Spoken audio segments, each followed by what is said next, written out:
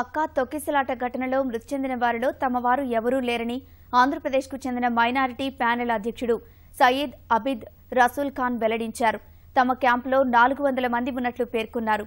400 మందిలో ఎవరూ తొక్కిసలాట వద్ద లేరని, అంతా క్షేమంగా ఉన్నట్లు సయ్యద్ అబిద్ రసూల్ ఖాన్ పేర్కొన్నారు.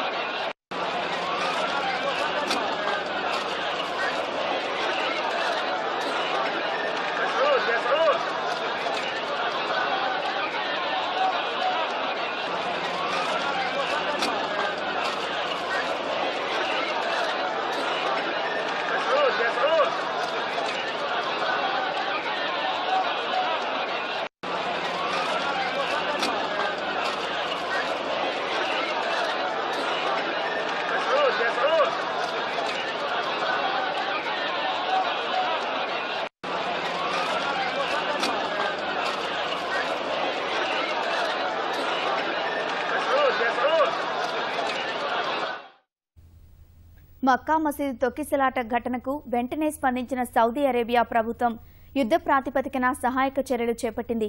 దాదాపు 4,000 మంది సిబ్బందిని ఘటనాస్థలి వద్ద మోహరించారు. 220కి పైగా అంబులెన్స్లు సహాయక చర్యల్లో పాల్గొంటున్నాయి. క్షతగాత్రులకు మెరుగైన చికిత్స అందిస్తున్నారు. ఒకే చోట పెద్ద సంఖ్యలో గుమికూడిన హజ్ యాత్రికులకు ప్రత్యామ్నాయ మార్గాలను సౌదీ అరేబియా అధికారులు సూచిస్తున్నారు. సురక్షిత మార్గాల ద్వారా వారిని శిబిరాలకు తరలిస్తున్నారు.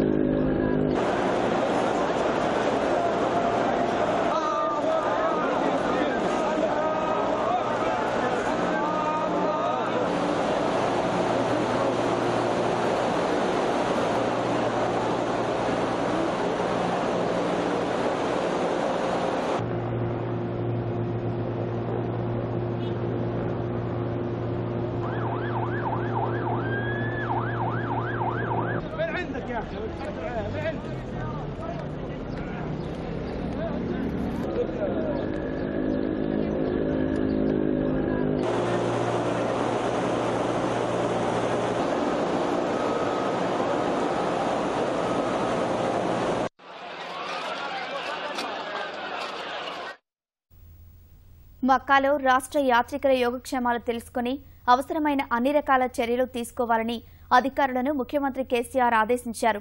మక్కా తొక్కిసలాట ఘటనపై తీవ్ర దిగ్భ్రాంతి వ్యక్తం చేసిన సీఎం మృతులకు సంతాపం ప్రకటించారు. క్షతగాత్రులు త్వరగా కోలుకోవాలని ఆకాంక్షించారు.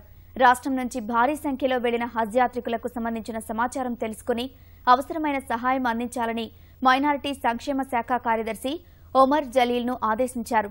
సీఎం ఆదేశాల నేపథ్యంలో జెడ్డాలోని కాన్సులేట్ కార్యాలయాన్ని సంప్రదించిన అధికారులు రాష్ట్రానికి చెందిన వారి యోగక్షేమాలు తెలుసుకునే పనిలో పడ్డారు.